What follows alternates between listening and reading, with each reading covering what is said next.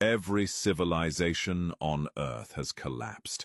Egypt, gone. Rome, gone. Greece, gone. Mesopotamia, gone. But one survived. Not just survived. It's still alive, still worshipped, still practiced, by over 1 billion people, today.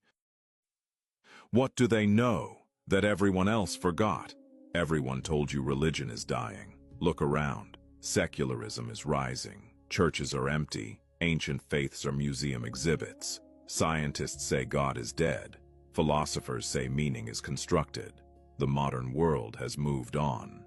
And yet, over 1 billion people wake up every morning, light a lamp, fold their hands, and whisper prayers that are 5,000 years old. Are they wrong? Are they simply behind? Or did they find something the rest of the world is desperately searching for right now? What Hinduism actually is. Most people think Hinduism is a religion, a set of rules, a list of gods, rituals you follow because your grandfather did. They are wrong. Hinduism is not a religion. It is a civilization's operating system, built over 10,000 years of experiment, failure, war, philosophy, and revelation. It doesn't tell you what to believe. It gives you a map and says, explore.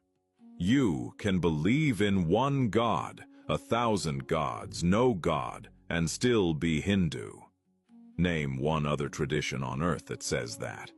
What they solved that we're still trying to figure out. Modern psychology discovered the ego in the 20th century. Hinduism described it, called it ahamkara, 3,000 years ago. Quantum physics is baffled by the nature of consciousness. The Upanishads answered it. Consciousness is not produced by the brain. Consciousness is the universe experiencing itself. Modern therapy tells you to accept impermanence. The Bhagavad Gita gave Arjuna the same teaching on a battlefield 5,000 years ago, and called it liberation.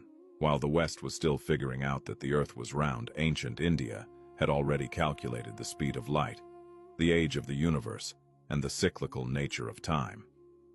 They weren't primitive, they were early. Why people from every corner of the world are converting quietly. Something strange is happening right now. In Silicon Valley, in Berlin, in Sao Paulo, in Tokyo.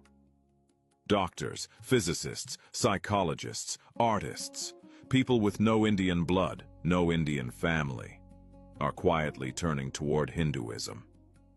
Not because it's exotic, not because of yoga or meditation, though those are part of it, because it is the only tradition that looks at the human being and says, you are not broken, you are not a sinner, you are not limited, you are Brahman, the infinite itself, temporarily wearing a human body. When was the last time a belief system told you you were already divine? Why Hinduism survived when everything else collapsed? Egypt built its civilization around a pharaoh. When the pharaoh fell, Egypt fell. Rome built its civilization around an empire. When the empire fell, Rome fell. But Hinduism was never built around a single prophet, a single book, a single ruler. It was built around a question. Who am I? That question cannot be conquered. It cannot be burned. It cannot be colonized. It lives inside every human being who has ever drawn breath.